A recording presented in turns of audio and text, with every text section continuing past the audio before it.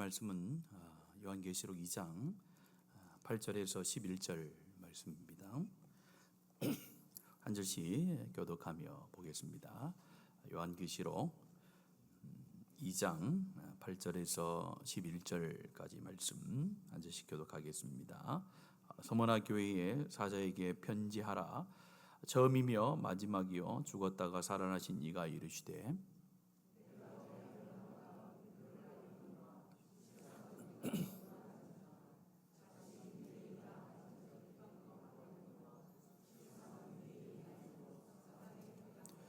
너는 장차 받을 고난을 두려워하지 말라. 볼지어다 마귀가 장차 너희 가운데에서 몇 사람을 옥에 던져 시험을 받게 하리니 너희가 10일 동안 환난을 받으리라.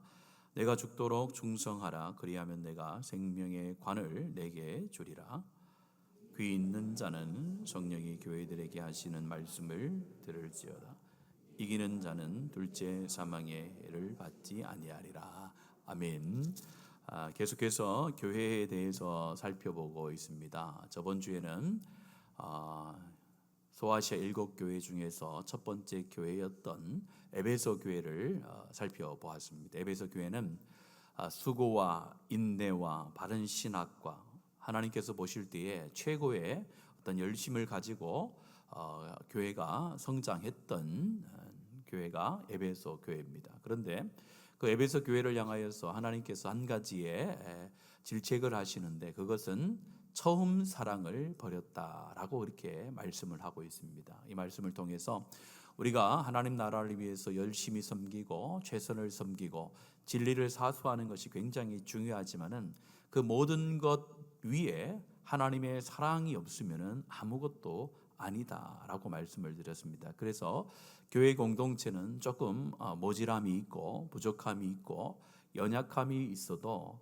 결코 없어서는 안 될 것이 바로 하나님과의 처음 사랑이요, 하나님과 계속되어지는 그 사랑의 관계에서 나오는 우리의 삶인 줄로 믿습니다. 여러분들 인생을 살아가면서 인생이 끝나는 그 순간까지 하나님을 가장 사랑하고 하나님을 가장 가까이에서 섬기는 축복의 성도들 되어지기를 예수님의 이름으로 축복합니다. 오늘 두 번째로 살펴볼 교회는 서머나 교회입니다. 서머나 교회는 아마 창원에 가도 서머나 교회가 있습니다. 그래서 소아시아 7교회 중에서 서머나 교회라는 이름을 오늘날도 가지고 있는 현대의 교회들이 많은데 왜 많으냐면은 이 서머나 교회가 이 소아시아 7교회 중에서 두 교회 중에 하나입니다. 바로 질책이 없고 칭찬만 있었던 교회 중에 하나거든요. 서머나 교회와 빌라델피아 교회가 하나님 앞에 질책 없는 칭찬을 받았던 교회였기 때문에 많은 교회가 서머나 교회의 모습을 담고자 그렇게 이름을 짓고 또 현대에도 교회를 이끌어가고 있음을 보게 됩니다. 오늘 서머나 교회는 여러분 하나님께서 칭찬만 하셨던 교회인데 칭찬을 받을 만한 특별한 것을 기록해 놓고 있지 않습니다. 에베소 교회처럼 뭘 잘했다 이런 걸 기록해 놓지 않습니다. 오늘 말씀해 보면은 서머나 교회는 참 어려운 교회였다, 힘든 교회였다, 세상에서 그렇게 인지도가 있는 교회가 아니었다라는 것을 우리가 알게 됩니다. 그럼에도 불구하고 하나님 볼 때는 이 서머나 교회가 칭찬받는 교회였고 하나님께서 인정할 만한 교회가 되어졌다라는 것입니다. 겉으로 볼 때는 두각을 드러내지 않는 교회였고 또 세상적으로는 지위적으로는 그렇게 높은 또 위치에 있는 교회는 아니었지만은 하나님 볼 때는 가장 소중한 교회였고 중요한 교회였다라는 것이죠. 오늘 이 서머나 교회를 보면서 우리 교회도 이런 모습으로 주님 앞에 칭찬을 받는 그런 교회 되어지기를 축복합니다. 여러분 개인도 오늘 똑같이 오늘 개인의 교회로서 이런 모습을 갖고 하나님 앞에 질책이 아니라 칭찬만을 듣는 그런 여러분의 각 개인의 교회들도 되어지기를 축복합니다. 오늘 세 가지로 한번 말씀을 살펴보고자 하는데요. 이 서머나 교회 가운데 칭찬 받을 수밖에 없는 그런 이유와 그런 삶이 있었는데 그 첫 번째가 뭐냐면요, 주님께서 그들의 고난 당하는 형편에 대하여 정확히 알고 계시다라는 그런 믿음을 가지고 있었다라는 것을 보게 됩니다. 8절의 말씀에 보면은 이렇게 기록을 합니다. 서머나 교회의 사자에게 편지하라. 처음이요 마지막이요 죽었다가 살아있는 시간 이가 이르시되라고 하면서 9절에 보면은 이 서머나 교회가 당하고 있는 상황에 대해서 설명을 합니다. 9절은 같이 읽습니다. 시작. 내가 내 환난과 궁핍을 알거니와 실상은 내가 보유한 자니라.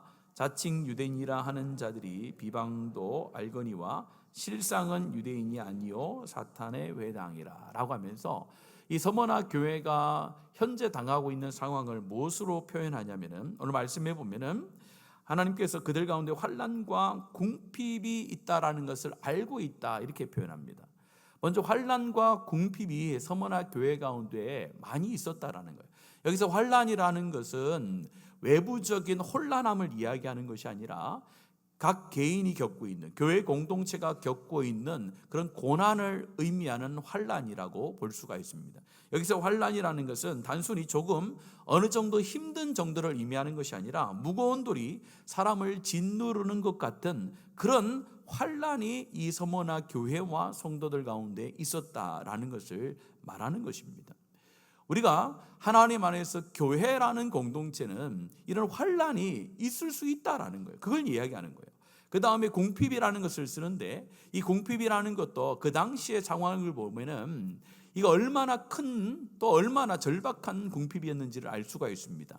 이 서머나 교회가 있었던 지역도 에베소 교회처럼 항구 도시입니다. 지금도 터키에 가면은 이즈미르라는 곳이 있는데 꽤 큰 도시거든요. 그곳에 이 서머나 교회가 있었는데 그곳에서는 황제를 숭배하는 것에 가장 앞장섰던 사람들이 모인 곳입니다. 그래서 이 황제가 신이다라는 것을 굉장히 강조하고 있었고 그것 때문에 로마로부터 많은 지원을 받게 되어지고 그 황제를 섬기는 사람들끼리 모여서 상업을 하고 그들만의 어떤 공동체를 만들어서 이 일상의 삶을 살아가는 그런 시대였단 말이에요. 그런 시대 가운데 그들이 그 공동체 가운데 들어가지 않는다라는 것은 상업 가운데서 밀려나는 것이고 또 일반적인 삶 가운데서도 밀려나는 것이었고 그로 인하여서 수많은 어려움과 고난과 고통이 다가올 수 있는 그런 상황이었다라는 거예요. 그런데 그들은 믿음을 지키기 위하여 궁핍함을 선택했다라는 겁니다. 궁핍함이 게을러서 온 것이 아니라 믿음을 지킴을 통하여 궁핍함이 그들 가운데 왔는데요. 성경에서 궁핍이라는 단어를 여러 가지로 씁니다만은 어떨 때는 궁핍이라고 할 때는 자기가 먹고 살 거는 있는데 남에게 도와줄 것이 없을 때도 궁핍이라는 단어를 씁니다.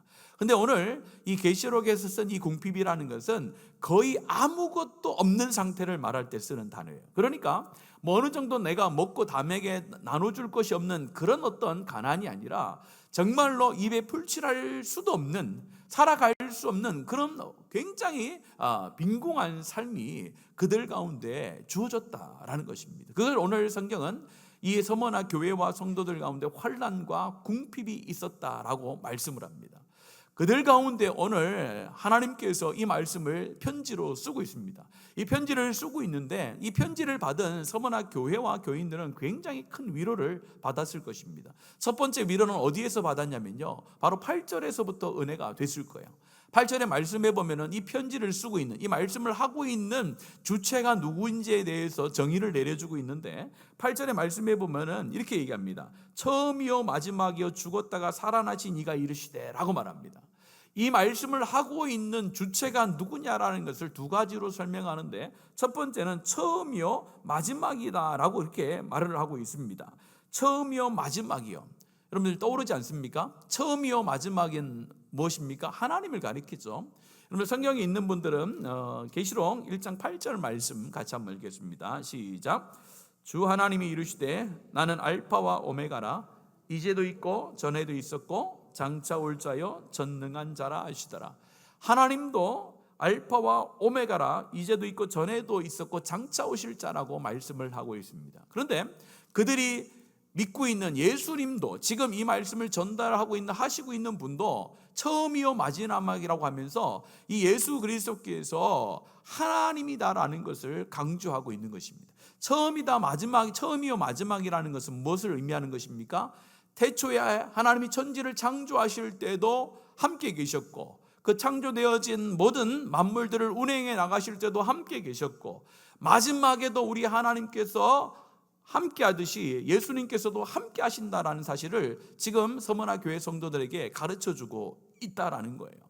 그러면서 또한 얘기합니다. 오늘 말씀 8절 뒤에 보면요, 죽었다가 살아나신 이가 이르시되라고 말하는 거예요. 죽었다가 살아나신 이라는 것을 덧붙이면서 강조합니다. 뭘 강조하는 겁니까? 인간의 죽음이 끝이 아니다라는 것을 강조하는 거죠. 오늘 환난과 궁핍이 오게 됩니다. 수많은 외부로부터 예수님을 믿는 것 때문에, 신앙을 지키는 것 때문에 많은 고난과 고통이 오는데, 인간이 당할 수 있는 최고의 고난과 고통은 무엇입니까? 죽음이잖아요. 죽음이 인간이 당할 수 있는 최고의 고통입니다. 그런데 오늘 이 말씀을 주시는 이유는 무엇입니까? 인간이 당할 수 있는 최고의 고통도 예수 안에서는 부활의 생명으로 살아난다는 소망으로 바뀐다는 것을 가르쳐 주는 것인 줄로 믿습니다. 여러분, 우리가 살아갈 때에 환난과 궁핍이 올 수 있습니다. 무엇 때문에? 믿음 때문에 올 수 있다는 거예요. 내가 잘 믿어도 우리 가운데 환난과 궁핍이 올 수 있고 오게 된다는 거예요. 이걸 인정해야 되는 거예요. 그러나 그것이 올 때에 우연히 오고 내가 뭔가 잘못해서 오고 우리 하나님께서 나를 벌 주기 위해서 오시는 게 아니라는 거예요.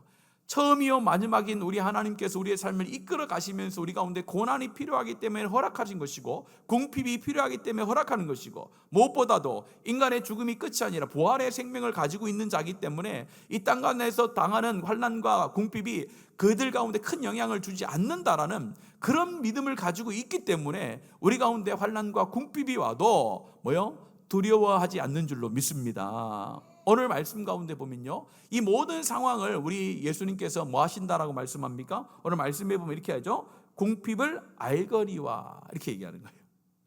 오늘 처음과 마지막이 되시고 죽었다가 다시 살아나신 부활의 그 예수님께서 우리의 모든 상황과 형편을 다 알고 계신 줄로 믿습니다. 이게 위로가 되는 거예요. 여러분들, 우리가 신앙생활을 하거나 아니면 우리 여러 사람들하고 지낼 때 정말 친한 친구 한 사람, 두 사람만 있어도 얼마나 위로가 됩니까?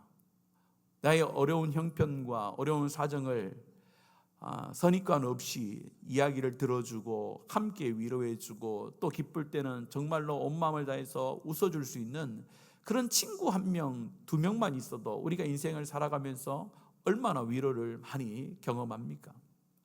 그런데 오늘 하나님께서 말씀하시잖아요. 인간의 어떤 공감과 인간의 이해보다 천지를 창조하셨던 그 하나님, 또 인간의 죽음까지도 이기시고 부활하신 그 성자 예수님께서 우리의 모든 상황과 형편을 다 알고 계시다라고 말씀하고 있습니다. 여기서 안다라는 것은 정보를 안다라는 게 아니에요. 너 이렇게 살고 있구나, 너 이런 어려움이 있구나, 정보 전달로 알고 있다라는 의미가 아니라 그 고난 가운데 함께 하시며 그 고난을 함께 겪어 가시면서 알고 계시다라는 표현이에요. 얼마나 위로가 됩니까? 우리 하나님께서 우리를 그냥 어려움 가운데, 불구덩이 가운데 그냥 던져놓는 것이 아니라 그 가운데 함께 하셔서 그 고난 가운데 겪게 되어지는 그 어려움들을 함께 공감하시면서 우리 하나님께서 우리 가운데 위로하고 계시다라는 것, 이것이 저희들 가운데 가장 큰 위로의 말씀인 줄로 믿습니다. 여러분들, 하나님께서는 계속해서 이스라엘 백성들을 그렇게 인도하셨어요. 여러분, 출애굽 사건이 일어나기 전인 출애굽기 3장의 말씀에도 보면은 어떤 말씀이 나오냐면은 출애굽기 3장 7절과 8절에 보면은 세 가지로 하나님께서 이스라엘 백성들을 살피고 계심을 보여주는데, 먼저 그 말씀에 보면은 고통을 분명히 보셨다라는 표현이 나와요. 고통을 분명하게 보셨다라는 표현이 나오고, 또 그들의 부르짖음을 들었다라는 표현, 보고 들었다라는 거예요. 마지막에는요, 그 근심을 알았다라고 그렇게 표현하고 계세요.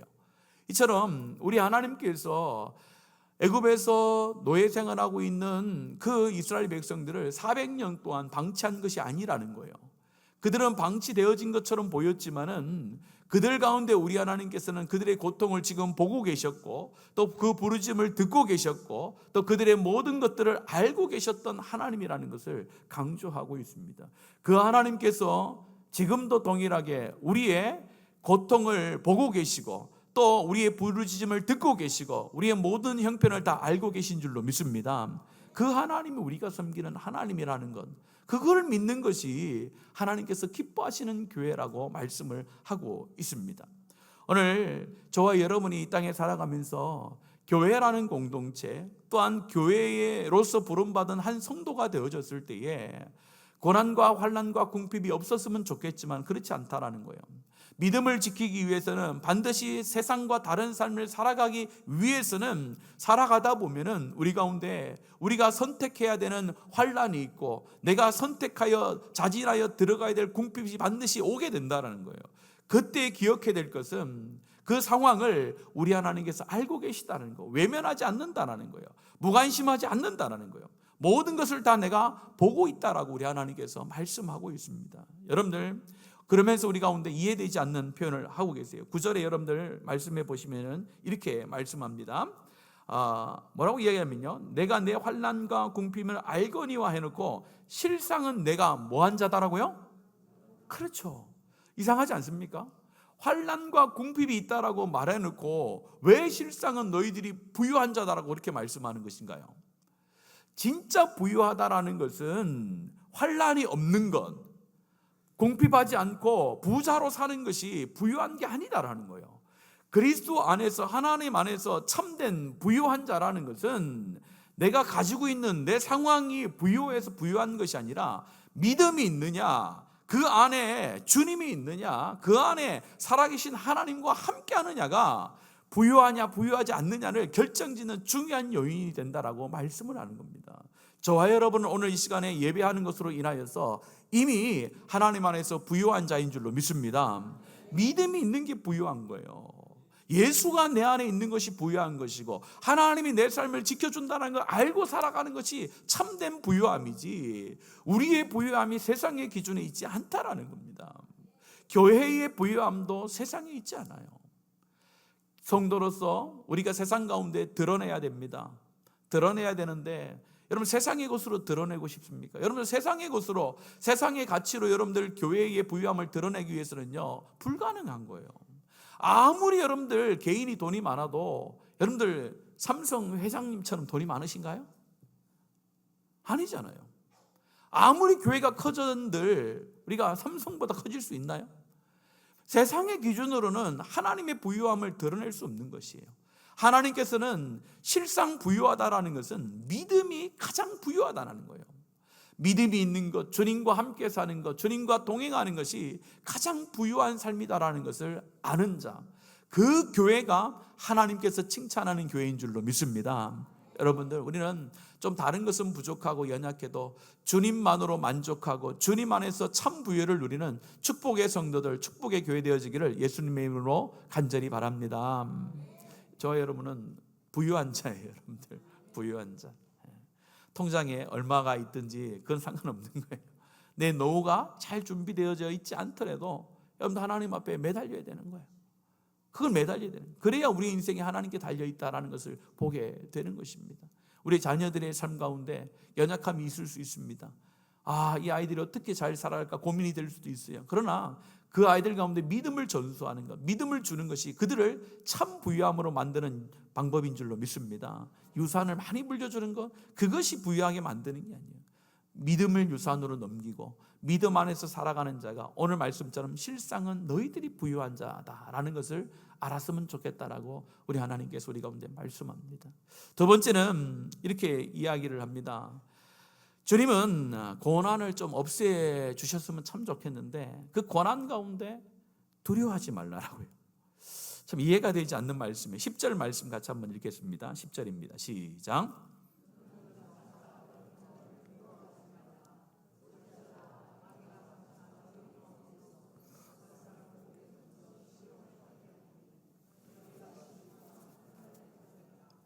내가 죽도록 충성하라. 그리하면 내가 생명의 관을 내게 주리라. 오늘 여러분 10절의 말씀에 보면은 이렇게 상황을 설명했으면은 우리 하나님께서 뭐라고 응답을 하셔야 되면은 너희 고난을 즉시 없애주겠다 이렇게 응답을 주시거나 너희를 핍박하는 사람들 당장 내가 심판하겠다라고 응답을 주시든지, 이제부터는 아무 어려움도 없을 것이다라고 이렇게 응답을 받기를 원하는 것이 우리의 개인적인 소망이죠.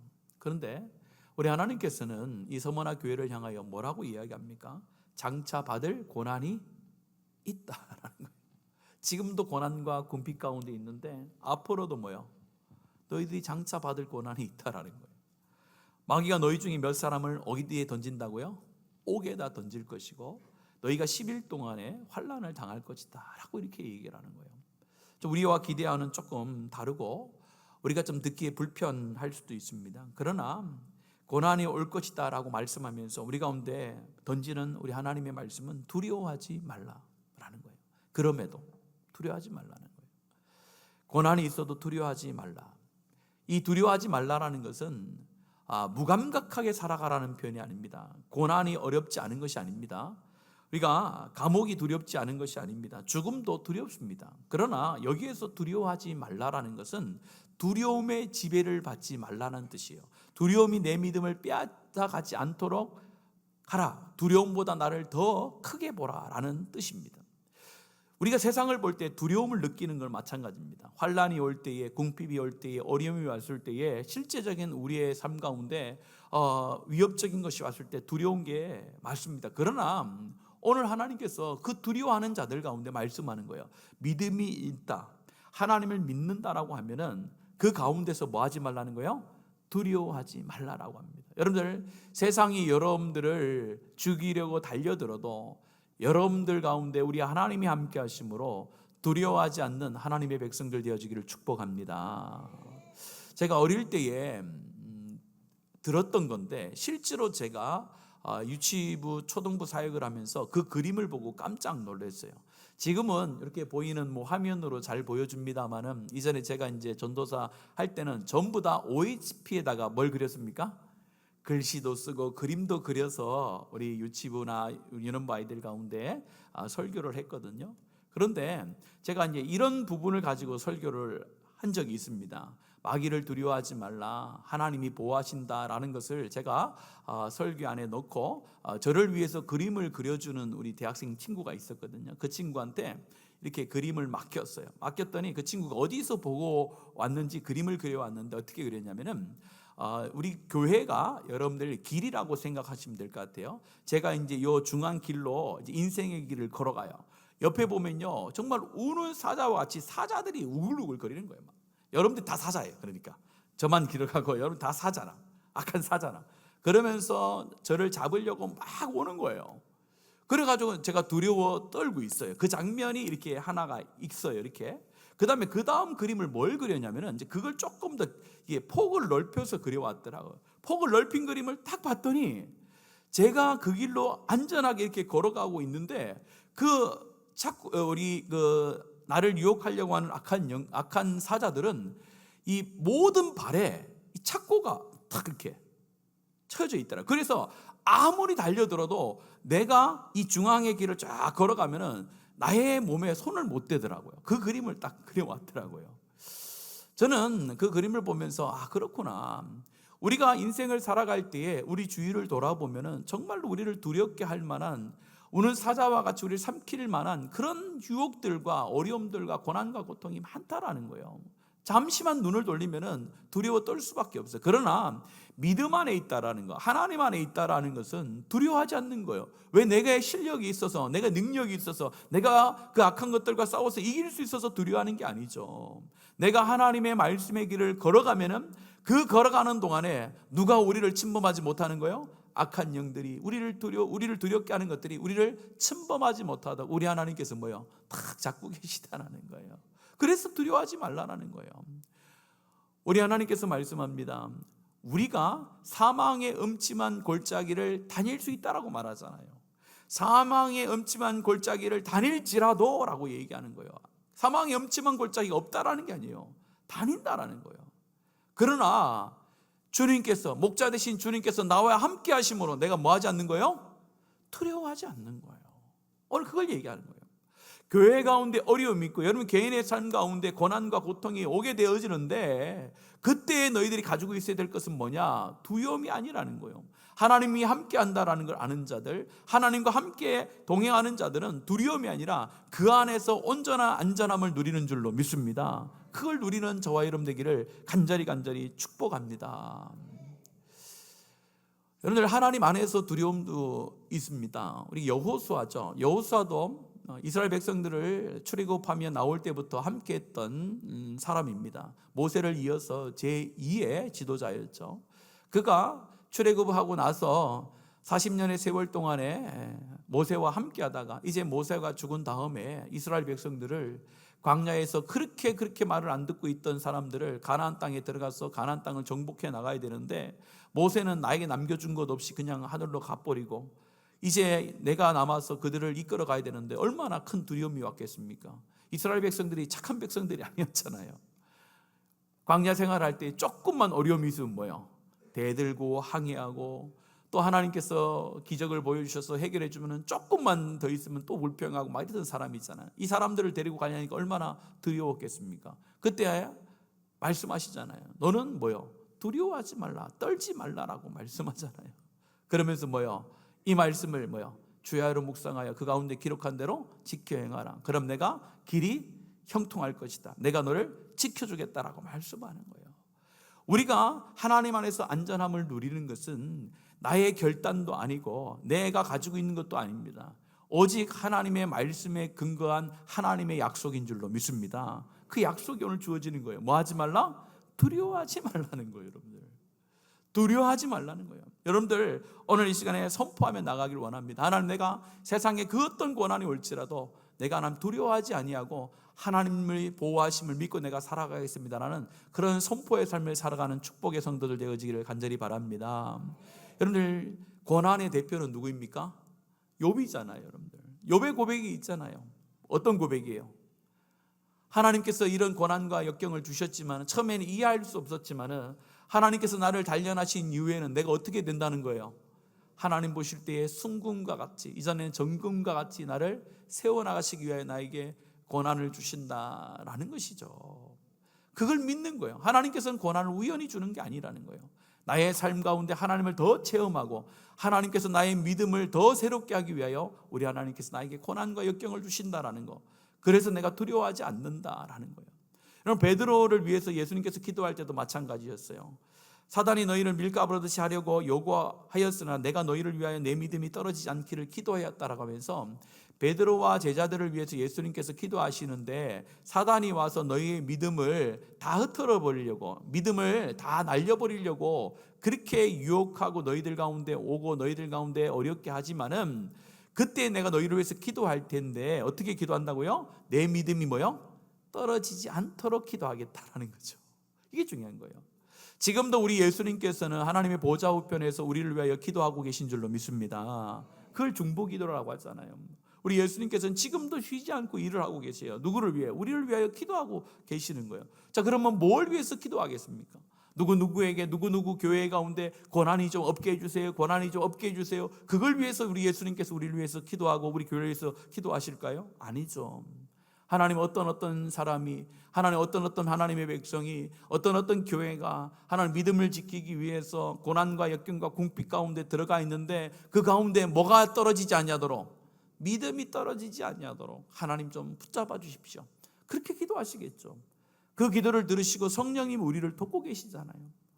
우리가 어떤 상황 속에서도 믿음이 떨어지지 않도록 우리 예수님께서 기도하시고 성령께서 우리의 구원과 믿음을 견인하셔서 마지막까지 인도해 가시기 때문에 우리가 하나님 안에서 안전함을 누리고 평강을 누리는 줄로 믿습니다. 여러분들, 세상 가운데 그 어떤 두려움의 상황이 펼쳐지더라도 오늘 하나님을 믿으시고 예수님을 믿으시고 우리의 모든 상황을 다 알고 계시다라고 약속하신 그 약속을 붙드시고 두려움이 아니라 감사와 찬송과 하나님을 향한 간절함으로 날마다 살아내는 저와 여러분 되기를 축복합니다.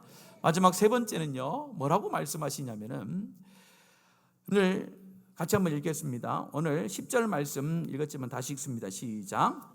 너는 장차 받은 고난을 두려워하지 말라. 볼지어다 마귀가 장차 너희 가운데에서 몇 사람을 옥에 던져 시험을 받게 하려니 너희가 10일 동안 환난을 받으리라. 내가 죽도록 충성하라. 그리하면 내가 생명의 관을 내게 주리라. 오늘 말씀 가운데 보면은 마귀가 어려움을 던져주는데 10일 동안 환난을 당한다라는 거예요. 이건 뭘 얘기하냐면은 이 땅 가운데서 당하는 고난과 고통과 궁핍이라는 것은 정해진 시간이 있다라는 거예요. 보통 성경에서 10일이라는 개념을 쓸 때는 제한된 시간을 의미할 때 쓰는 거거든요. 그래서 우리가 겪는 이 고난과 역경, 궁핍이라는 것은 영원토록 지속되는 게 아니라는 거예요.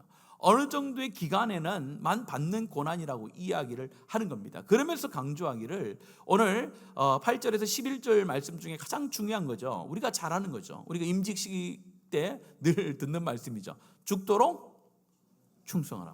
얼마나 어려운 내용입니다. 죽도록 충성하래요, 여러분. 근데 우리가 죽도록 충성한다라는 이 말을 우리식으로 해석을 해서 좀 어려움을 당할 때가 있어요.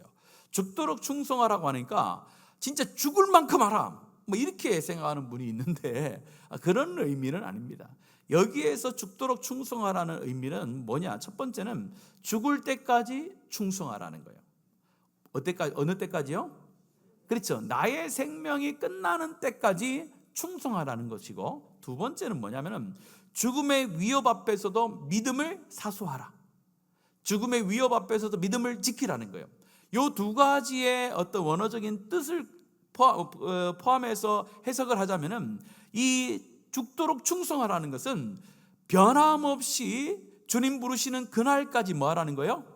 믿음을 사수하라라는 뜻이 되는 겁니다. 그래서 신실함을 의미하는 거예요. 여기서 충성이라는 것은 신실함을 뜻하는 거예요.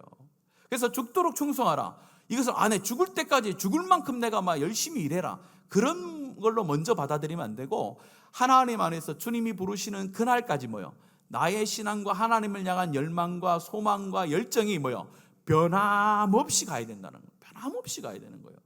그리고 외부의 위협과 외부의 어떤 어려움이 와도 그 믿음을 떨어뜨리지 아니하고 변함없이 그 믿음을 유지하며 끝까지 가라는 그 신실함을 우리 가운데 요구하고 있다라는 겁니다. 오늘 이 죽도록 충성하라는 이 말씀 가운데 우리가 얼마나 부족한지를 다시 한번 깨닫게 됩니다. 우리가 잘 알잖아요. 우리가 하나님 앞에서 우리의 열정이 얼마나 제한적인 시간 가운데 갇혀 있는지, 하나님을 찾는 그 열정조차도 우리가 얼마나 제한적인 시간 안에서 구하고 있는지를 우리가 늘 깨닫지 않습니까?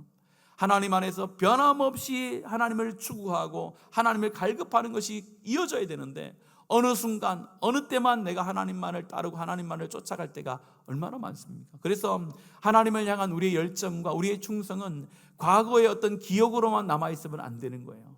과거의 추억으로만 남아있어는 안 되는 겁니다. 한때의 헌신으로만 남아있는 것이 아니라 우리의 생명이 끝나는 그 순간까지 변함없이 하나님 나라를 위하여 충성하는 저와 여러분 되기를 축복합니다. 상황이 바뀔 수가 있어요. 상황이 많이 바뀌어요. 하나님 나라를 위해서 충성하다 보면은 내가 충성했을 때는 참 좋았는데 충성할 수 없는 시간적인 여유와 또한 물질적인 여유와 가정의 여유가 우리 가운데 사라질 때도 있습니다. 그러나 그때도 변함없이 하나님 나라를 위하여 충성하는 것이 하나님이 기뻐하시는 교회의 모습인 줄로 믿습니다. 교회는요, 변함이 없어야 돼요.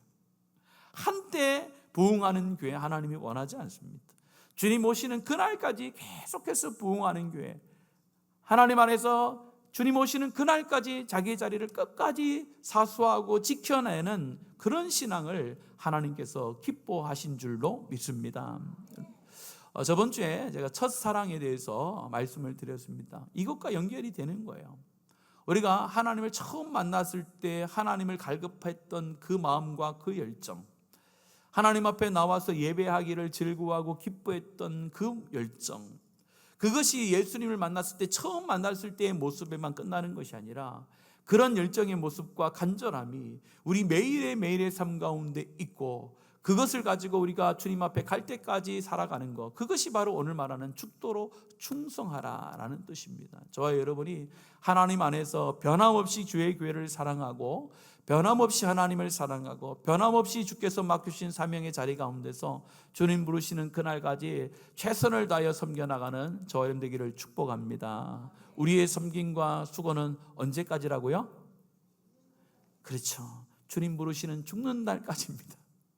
우리의 헌신과 수고가 은퇴할 때까지가 아니고요.